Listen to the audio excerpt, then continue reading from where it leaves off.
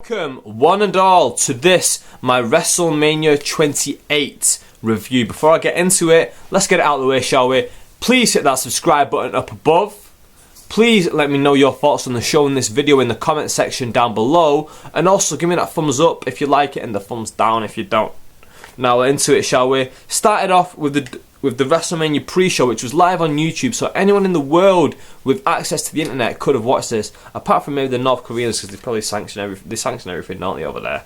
Anyway, started off with that once-in-a-lifetime package video that they put together for Rock and Cena on there. Amazing stuff, brilliant stuff. It was like what the UFC do to really get you into a fight and be like, wow, this is really worth watching. In 10 years' time, I want to watch this, so in 10 years' time, I can be like, I watched that live. That was an event. That was brilliant. I cannot miss the next WrestleMania because they do stuff like this on WrestleMania, and that's what it's supposed to make you think. And I fell for it hook, line, and sinker. I want to be at WrestleMania next year. If not next year, then 30. So yeah, they started off with that. Then we had a tag team title match. Epico and Primo beat the Usos and Justin Gabriel and Tyson Kidd. Gabriel and Tyson Kidd were just thrown together. Their styles mash very well. They're very similar style. The small guys, high flying, also have a bit of technical ability about them.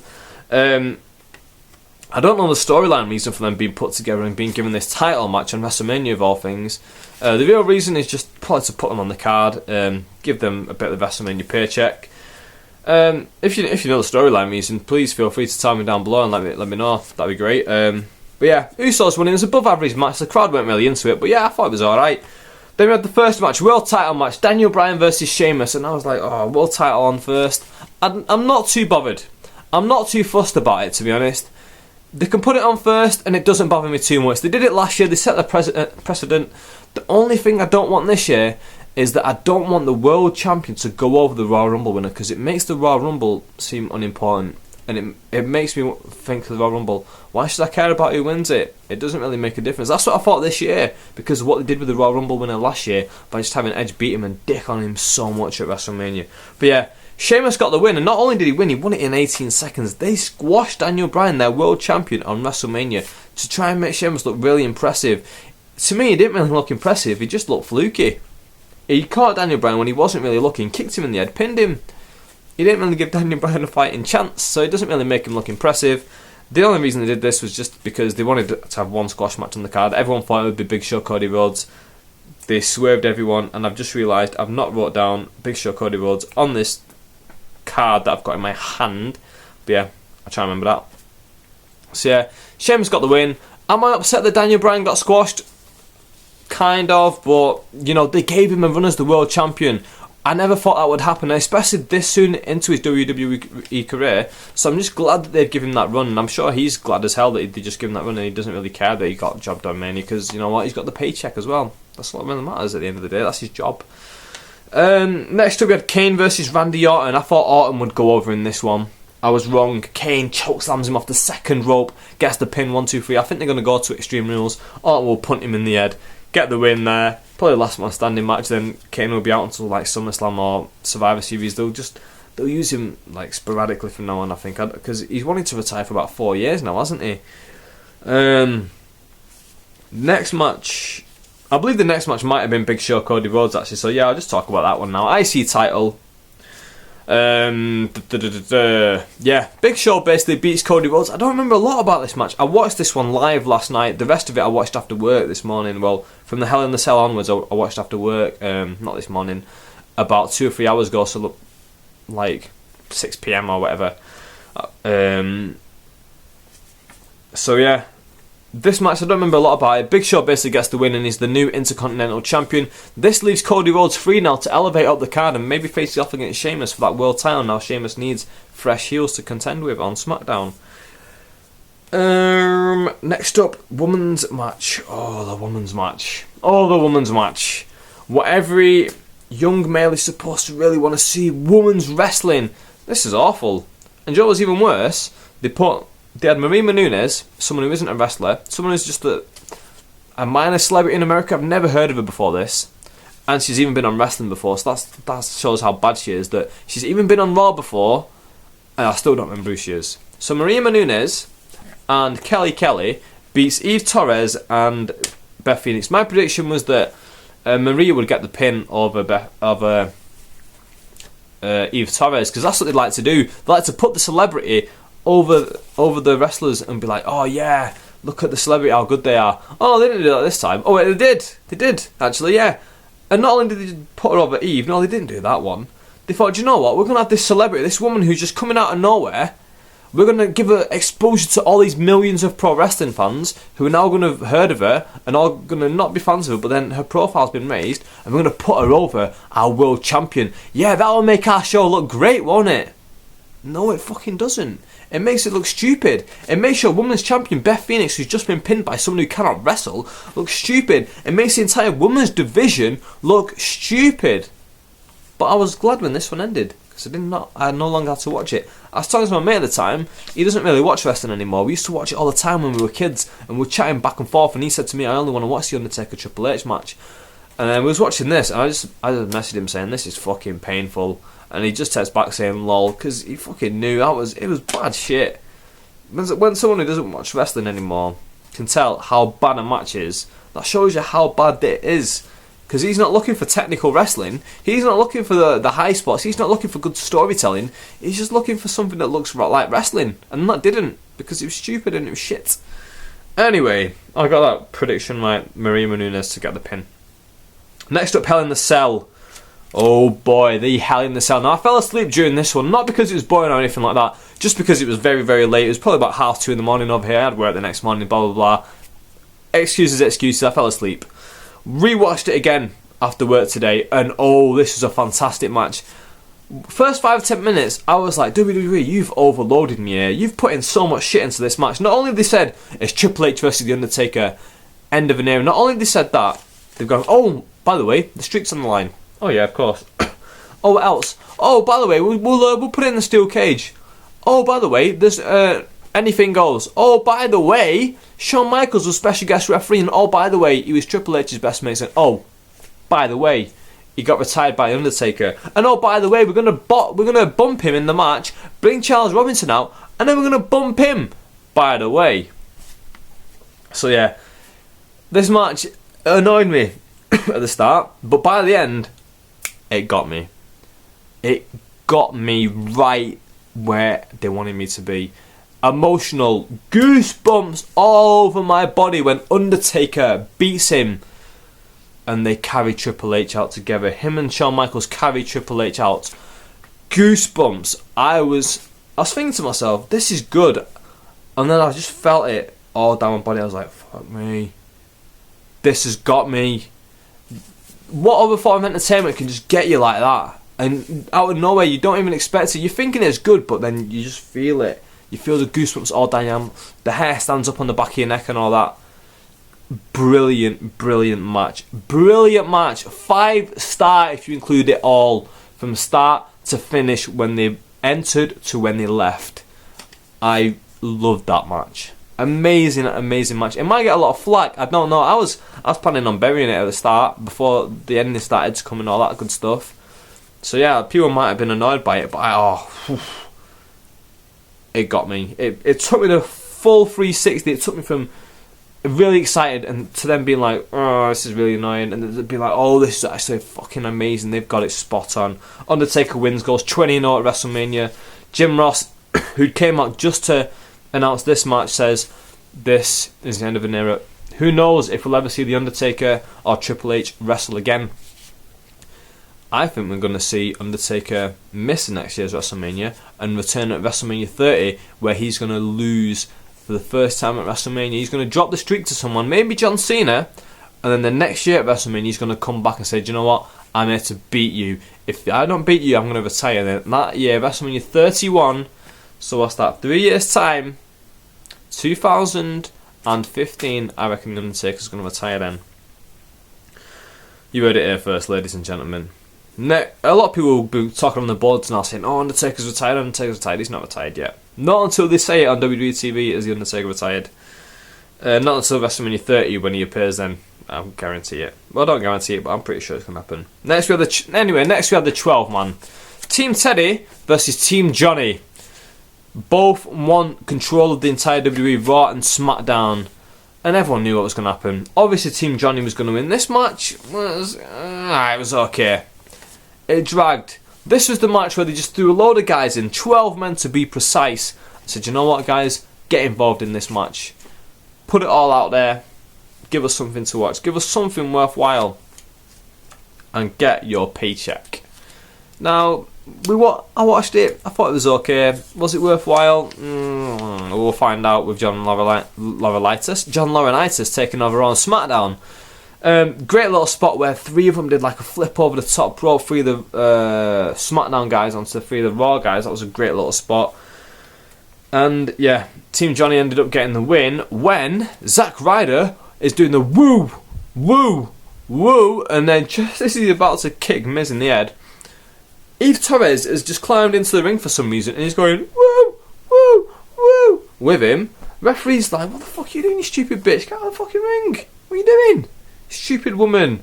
There's loads of women at ringside. There was the Bella twins, there was Oksana, there was Vicky Guerrero. None of them was getting involved. Why is she just standing there with a woo, woo, woo? She wants the spotlight. We know that. We know that. So yeah, she's in there with him, blah, blah, blah, blah. Because referee gets her out of the way, Zack Ryder's like, whoa, whoa, what are you doing? She's with me, she's supposed to be in the ring with me. Fucking knobhead. Stupid. It makes his character look so stupid. But then again, I guess that's the point of it. Anyway, while all this is going on, Miz gets up and is like, just strolls over like, has a coffee, reads the newspaper. Well, it still has loads of time going on. Just fucking grabs hold of Ryder like, oh, you're not gonna pay any attention to me. It's WrestleMania, you knobhead. I'm just gonna grab hold of you. Fucking smashes his face into the ground. Whatever that Miz's finish is called. The front Russian leg sweep. Covers in 1, 2, 3. Team Johnny get the win.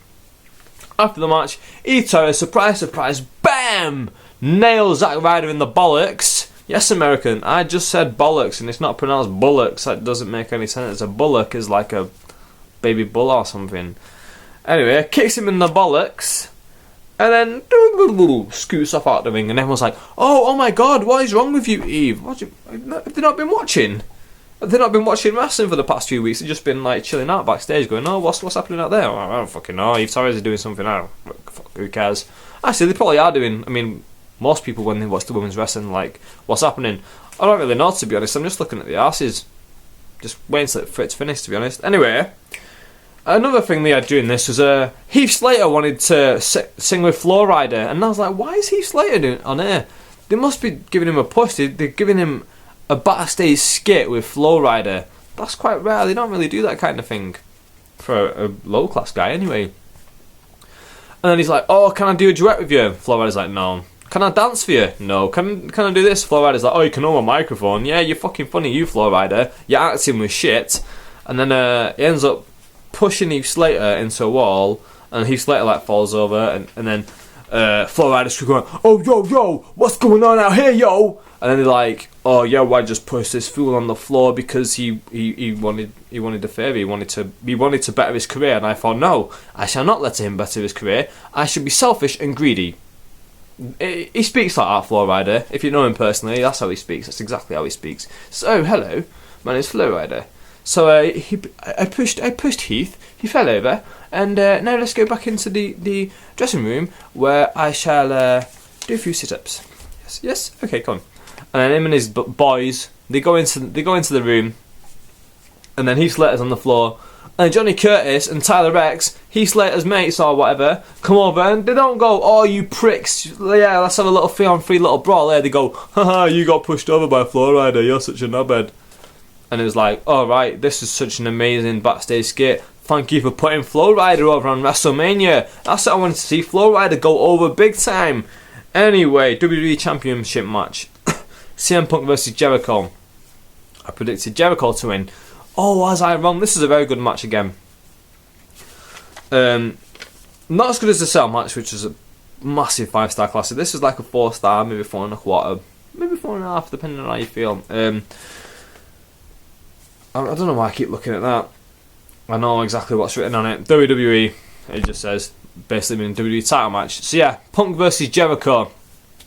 Goes back and forth. All the way through it, Jericho's like, oh, how's your father? Oh, how's your mother? Oh, how's your sister? And it's like, oh, I see what he's doing. Bit corny for a WWE title match on WrestleMania, to be honest, that he's trying to get the other guy disqualified and being so cowardly. Reading Jericho's book, him saying that the WWE guys didn't like him because how cowardly he acted on screen as a heel. Why they pushed him to the main event just so he can act really cowardly and try and get disqualified? And there's a funny moment where Punk has a chair and he's like, "Oh, hit me in the head, hit me in the head." It's like, well, that's fucking never going to happen, is it? Let's face it, Jericho. He's never in a million years going to hit you in the head. So you just took me out of the moment right there. Sorry, Jericho. It was a good match. Very good match. Lots of reversals. From the walls of Jericho to the lion tail where he has the knee on the back of the head and he's really grinding it on, to Punk having the anaconda vice. It's the go to sleep. I think he won by it in the go to sleep and getting a pinfall. What else happened here? Yeah. Oh, sorry. 1 minute. 1 second. Hello. Yeah. Sorry, it's my mum. Yeah, what's up? I'm just reviewing Wrestlemania for my YouTube. Mum, I told you not to call me. I said I'll call you. I'll get somebody to call my mama. Oh, okay, bye, Mum. I see what you did there. Oh, yeah, my mum knows what's going on. She knows what's next. Brodus Clay comes out and says, everyone get your phone. Everyone get your phone, yeah? And phone your mum. And then some guy in the crowd's got his phone and everyone's laughing at him because he's on the big screen going, "Yeah, I'm on TV. I'm at WrestleMania." And then Brodus Clay's mum's like, "Oh, I'm at WrestleMania," and they all come out and do a dance. It was kind of silly. Don't know why they did it, really. Just why not give that time to the world title match? They probably wanted to do something flashy. Well, I do know why they did it. Vince McMahon wants this to be an entertainment spectacular. He wants it to be a variety show. He wants it to be something for everyone, so that if you take your wife, if you're a child and you take your mother, or if you're a child and you take your mother and your sister, that they've got something to watch on the show when all these grannies come out, or apparent grannies. It's just women dressed as if they're older than they are, and they all come out and they all start dancing with Brodus Clay and all that bollocks, yeah. And then Brodus Clay goes backstage and it was like, okay, whatever. We don't finish there though, because then Justin Roberts, he announces, "And here comes Sean Puffy Coombs," and then Puff Daddy comes out, and Puff Daddy's like, "Oh yeah, I'd like to introduce to you Machine Gun Kelly." And Machine Gun Kelly and Skylar Grey come out and then they sing a song, and then at the end of it he says, "And tonight one of the biggest egos in the world is about to lose to my man, the underdog John Cena. I'm an underdog too." And then John Cena comes out, and the interesting thing about this was the whole point of Machine Gun Kelly doing that song was that he was supposed to play John Cena to the ring. But he does his song, and then as soon as it finishes, we go Papado and all that stuff, and John Cena runs down to the ring and does all his usual stuff. So he doesn't even play him to the ring, he just does his pre-song. Again, I know why they're doing it, because WWE want to make it that spectacular. He wants it to be a bit of a concert.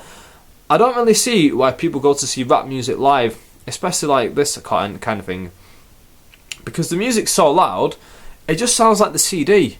It doesn't sound like it's anything live, because they don't play any instruments or anything like that. The only thing that's live is the voice, and it's just like, we're listening to a backing track with a voice over it.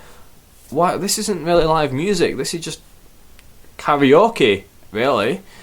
Just with the guy singing it who actually sings it. Anyway, he does that. Cena goes to the ring, boos and cheers and mixture of whatever. He didn't get heel heat like he got Money in the Bank. Everyone was expecting that. I wasn't personally expecting that. I told a lot of people do not expect that. I saw that one coming. I think a lot of people saw it coming, but some people still thought, no, Cena's going to get booed. It's Miami, but Miami's not a smart town. That's what they don't understand. And then Flow Rider comes out. "Oh yeah, Flow Rider, I've just gone over Heath Slater." And he comes out and he sings 2 of his songs, and then The Rock comes out, and no, yet again, Rock doesn't come out to Flow Rider singing. Rock comes out to his own theme tune, so the point of him performing for The Rock is pointless again. Rock comes out, they have the match. Rock was hella sloppy in this match, can I just say to start.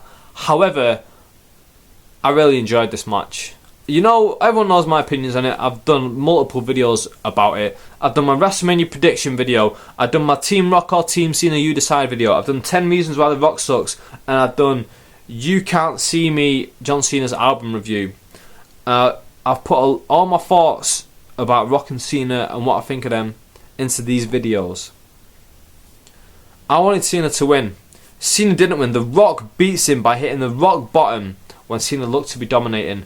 Where are they going to go from here? This video is 20 minutes long. I thank you for watching. If you stuck by this and you get into this point, thank you very much. You deserve a high five. High five. Nice one, brother. Anyway, Rock gets the win. I don't know where they can go from here. They've got to bring Rock back early. SummerSlam at the latest, in my opinion. They cannot have their roster, their top guy on the roster, being beaten by an actor, and their top woman on the wrestler being beaten by a celebrity interviewer sort of thing.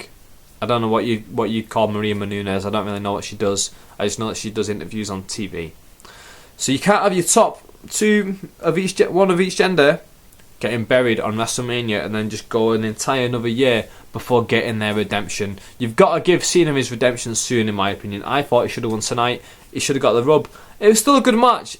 Like I said, Rock was very sloppy. He was very rusty, but that didn't take away from it too much. Cena really helped to carry this match. As much as a lot of people try and say, Cena didn't carry it, Cena carried this match. It's as simple as that. It was a very good match still. Rock played his part. He could have been a lot better. He was nowhere near as good as he used to be 15 years ago, for example. But we're never going to get that, or should we say more like 13 years ago, where he was more in his prime. We weren't going to get that. However, I'm hoping that Rock will look back at this and think, you know what? I was a bit sloppy in this match. I need to really work on my stuff. And he'll do a lot more work building up to whenever his next appearance is. Rumours floating around that Brock Lesnar is about to return. Rumours floating around that Steve Austin will face CM Punk next year. What will happen at WrestleMania 29? What do you want to happen at WrestleMania 29? Shove all your opinions, all your thoughts in the comment section down below. I will get back to you. I reply to literally 99% of the messages down here. If you just put a message that I can't really reply to just by saying like cool or something, then I can't reply to it. I'm sure you don't really want to reply to stuff like that because you've not asked me anything or you're not sending anything that deems a reply. But most stuff I will reply to. I feel I'm obligated to. If you're going to watch the video and if you're going to comment, I got the time to comment back to you because you guys are why I do this video. We're all wrestling fans. That's all it is. Like you're one of me, I'm one of you. We're all the same. We're all of the same. And I don't get why some YouTubers don't like to answer their comments and stuff like that. I'm not one of those because, I'm just someone who just wants to talk in front of a camera. That's all I am, really. Anyway, I'm blabbering on. 23 minutes. Thank you for watching, and I'll see you very soon. And I don't know what I'm going to talk about, but I will see you soon.